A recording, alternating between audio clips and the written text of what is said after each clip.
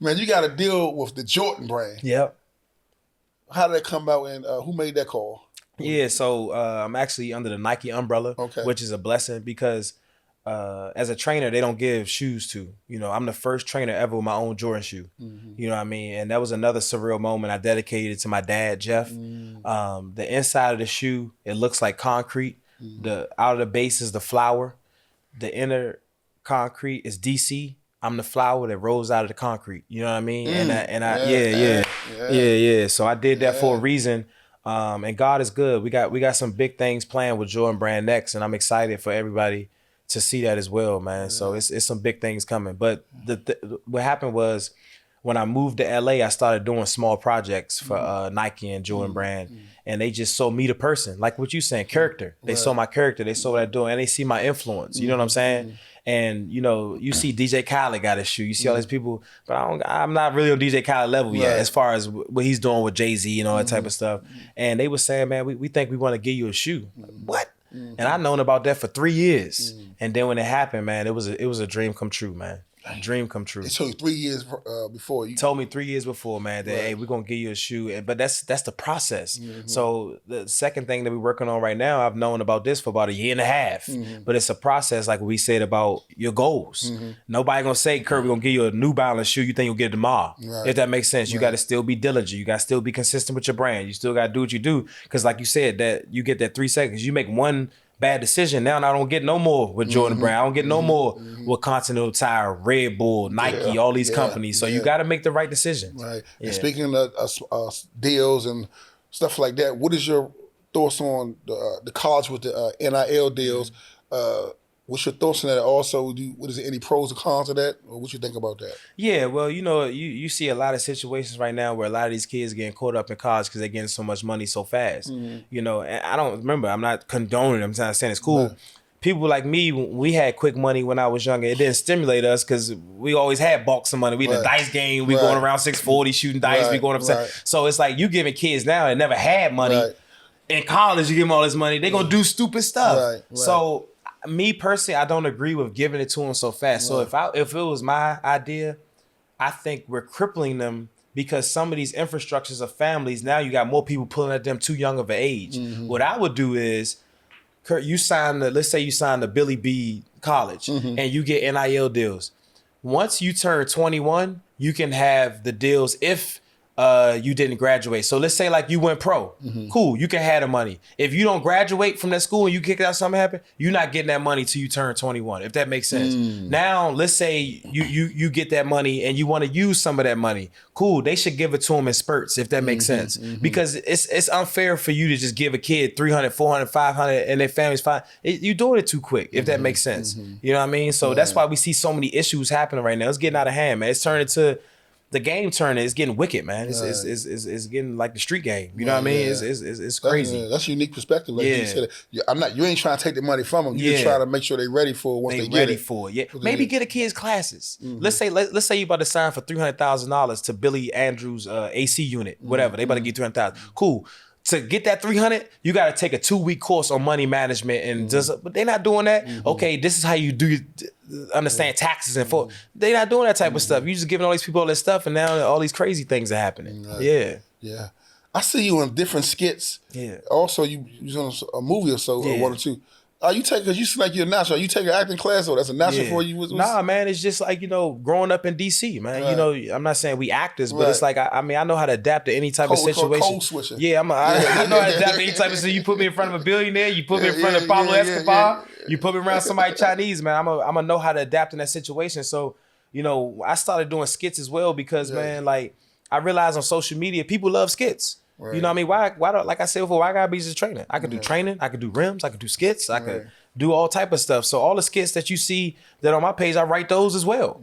And that's why, through consistency and God having favor over me, I'm the basketball tech for Fresh Prince of Bel-Air for Peacock. So they reached out to me. I was like, man, who writing your basketball skits? I said, man, I write my own skits. So they was like, well, give us these 2 examples. And I said what I would do in those 2 examples if I had to do the basketball skits. They said, man, you hired. Remember, I ain't never been on a movie, on a TV show thing ever. Man, my first day there was like one of the moments that you were saying. I was nervous, surreal moment. I had to realize, man, nigga, not me. Right, yeah. I'm supposed to be up in here. You get what I'm saying? yeah. And that's what my man told me. Shout out to Morgan Cooper. You know what I mean? He saw the first day I was a little uncomfortable. He pulled me to the side. He's the one that came up with the new Fresh Prince of Bel-Air idea. You know what I mean? So he pulled me to the side. He said, nah, man. He said, I want you to walk around here like who you know who you is. Man, right from there, man, I was comfortable, man. So definitely thank you, Morgan, for giving me that confidence. Because it wasn't easy to walk into a situation where all these cameras are set up. And, you know, the thing that people don't know about different TV shows with Netflix, it's time restriction. People moving quick, but, you know, and when it's time for you to go, you got to be ready. You know what I mean? So it was a lot of pressure, but I was built for that pressure. You know what I mean? So, and the movie talking about hustle. You know, Adam Sandler team reached out to me, hey, Adam, wants to meet you. You know, he respects your jump shot, but we got a movie coming out. Would you want to be in a movie? Man, hell yeah. So we did the scene. All the other scenes were like, they were already written. So when Adam got to my scene, it was my time to do my my scene with Adam. He was like, hey, you forget what they talking about. I want you to do your scene with him. So I'm like, what you mean? He said, just be you. Be you for 30 seconds and talk, though. I want you to talk. He said, call me the character and call him the character. But he said, I don't want you to act the way they want you to act. You do what you want, because I seen your video. And I was like, damn, man, it's Adam Sandler. You know what I mean? So I got to hang out with him for 3 days, but man, God is good, man. I'm going to have to pick your brain off camera about the consultant, because that's something I'm interested in. I be saying movies and different stuff. I'm like, damn, I thought I would have did this. Right? So that's big there. Man, I seen a picture you posted of a bed, couch bed you were sleeping on. Where was that exactly at, and where was you at in that time of your life? That was a really low moment. You know what I'm saying? That time, you know, me, my best friend that's here, Brandon, it was a low moment for all of us. But those moments, I was actually in District Heights. So at that time, I was homeless by choice, if that makes sense. You get what I'm saying? Because like I said, I could have done stuff to get money. So at that time, that was my cousin Tavon's house. He was actually overseas in the Army. You know what I mean? I ain't had no money for no bed. The people, that was the, I would sleep on that mat, on that couch, and I would sleep on the floor on the mattress that I had as well. And at the time, I was ashamed of that. You know what I mean? So if I brought a girl over there, or something, they're like, "What is this?" I'm like, "This is my man house. I don't know what's wrong," but it was actually my junk. And the blinds was sheets. You get what I'm saying? But hey, that made me who I am, if that makes sense. And now I'm proud to tell people what I went through and stuff like that, because all of us go through those type of moments. And definitely shout out to Miss McNair. Is one of my other best friends' moms. You know what I'm saying? When I was real messed up, she let me sleep on that couch, bro, for like 5 months. Would feed me every day. You know what I mean? But because she wanted us to keep chasing our goals, she never made me feel like, damn, you over here eating again. And she was just like, are you hungry? Yeah, I'm hungry. All right, well, go ahead and eat. Then when y'all go ahead, go to sleep. You know, if that makes sense. You know what I mean? Shout out, like I told you, shout out to my sister, Yarnell.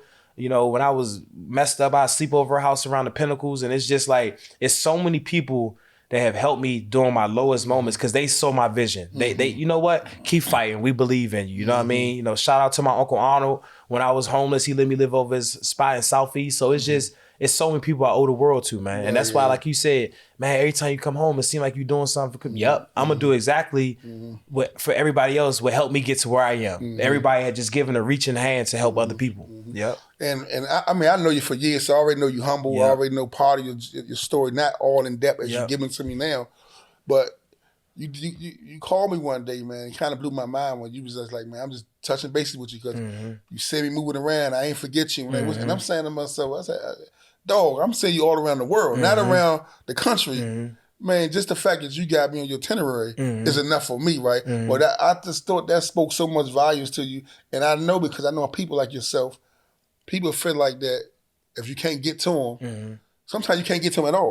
But if you can't get to them in their time, they lose their mind. But so I want to just thank you for even, extending that courtesy, but you didn't have to, you know what I'm saying? But it spoke to your character, man. Yeah. No, I mean, and the thing about it, that I learned too growing up at a young age with, like I said, the male mentors I had. You got to be a man of your word. You can't tell somebody something and not do it, because what I know if I'm not gonna go on somebody's show, I'm not coming. Right, yeah, right, you know what I mean? And yeah. the reason why I reach out to certain people when I'm doing certain things to let them know I didn't forget about them, because I want you to know it's still on my mind. Right. And I do care for you. Right. And I do want to add value. Just like when I need you to do something, I might have something I'm doing with you, and I want you to come tell your story, if that makes sense. Right. So it's just like, if you want to do people how you want people to do to you. Right. You know what I mean? And don't tell people you're going to do something and not do it. You want to always value that, because that's stronger than money. Right, yeah. And that's the one thing that I learned, especially growing up in the different neighborhoods I grew up, because once somebody says something and you don't do it, it's a bad look. Yeah, it's a bad look. You know what I mean? It's a bad look. Yeah. I'm going to say some names. You just tell me whatever you think about coming to your mind. Delonte Teller. Shoot, man. Father figure, hero, more than basketball. To me, he my Michael Jordan. You know what I'm saying? Not basketball. I'm just about, he's my Michael Jordan, like how he's my hero. You know what I mean? So if it wasn't for somebody like him, I definitely wouldn't be where I am today. Yeah. Dave Chappelle. One of the funniest people in the world. He's somebody 100% I want to meet. He's somebody that's inspired me because he comes from the DC era. Motivation, because he didn't have an easy way up. But like you say, like that's that DC grit. That's why he's at where he's at. Damian Lillard. One of the best shooters of all time. Gritty, tough, always composed, good father, good representation for the NBA. Somebody that, you know, we're almost the same age and age group, but I look up to that guy. I respect what he does. Yeah. Your mom. Motivation. She didn't have to do what she did. My biggest hero, because now that I'm doing what I'm doing, now with me having kids, I realize for somebody to take somebody else's kid, you a good person. Right, yeah. Because I love my kids, man, but damn, man, kids are hard. Right, yeah. You know what I mean? Right, I talk to my mother every single day, man, and I just appreciate her, man. She's, you know, when I was growing up and I was younger, sorry to go off topic, I didn't really talk to my mom as much because I was always ripping and running. You get what I'm saying? And now when I got older, it's like, man, I can't go a day without talking to my mother, man. So definitely shout out to my mom. I love you so much. And man, she's my rock. Yeah. Okay. Yeah. So sit on the couch, man. Is there anybody you'd like to see me interview? I mean, I feel like, you know, watching you, I feel like this is the type of situation that belongs, you know, on TV. This is the type of situation where you're supposed to be like the Arsenio Hall, where, you know, 1 week is Mike Tyson, the next week is Dave Chappelle, the next week is Kevin Gates. And I feel like what you're doing as well, I wouldn't say it's somebody I want you to interview. I think you about to be interviewing everybody, because the message that you're putting out is priceless. And like you're saying, I'm a stand-up guy. You're a stand-up guy, because the message that you're putting out, you're trying to motivate people to get to the next level. So, you know, Dave Chappelle, Kevin Gates, anybody that's doing something out there, Martin Lawrence, everybody, we got, when you come into the city, man, take 30 minutes to come sit on the couch. Definitely. Yeah. Is there any thing that we left out that you like to talk about? Just basically, man, you know, I know a lot of people don't do this, but like if you are in the DMV area, especially the DC area as well, you know, I know it's tough. I know things seem like, you know, aren't easy for us, but you can do it. You can do it, man. And don't get sucked in stuff that you don't need to get sucked into. It's easy to say no. You know what I mean? Come on, man, we about to ride around there. Woo. Nah, I don't want to ride around there. You a sucker. I'm a sucker. You get what I'm saying? Like you said about, I like that. You said you get 3 seconds to make a bad decision. That's really good. You know, don't make that bad decision at that time. All of us can be successful. So the biggest thing, and that's the reason why my biggest message is like, man, just keep going. Anybody watching this podcast, the same way you didn't quit, same way I didn't quit. Don't quit. Stay locked in. Well, I appreciate it. When I seen your couch, and I seen that don't hurt, man. And I seen the followers you had then to 2.3 million followers. That's enough motivation in itself, right there, man. You know, before I go, I just like to, you know, I reflect back on it, and man, your story powerful. I mean, I thought I knew it and knew you, but you know what I'm saying, you know, I learned even more, you know what I'm saying, your cousin stepping in, you know, to be your fight, you recognize, you don't even say cousin no more. I mean, it's my father. Your father, that's strong, right? Man, I just want you, man, keep doing what you're doing. You're inspirational. I don't throw the word legend around casually, you know what I'm saying? People, I hear that thrown around casually, right? You're actually a living legend, you know what I'm saying? And you motivate people all over the world. Just keep doing what you're doing, man, and we appreciate you stopping. Man, absolutely. Man. You already know. Man, you already know, on man. The couch, man. Absolutely. Make sure y'all check out Change the Jews. Make sure you subscribe to Curtbone TV. And he got 2.3, but he's trying to get 2.5 5 billion. Lethal Shooter, man. Yeah. Thank y'all for tuning in. Out the park, niggas know me. Curtbone, little homie. All days, yeah. Been a roll. Thank you for watching Changing Jewels on Curtbone TV. If you like the jewels that we are dropping, subscribe, hit the notification, and share with some friends. And I'll see you on the next episode of Changing Jewels, Curtbone TV.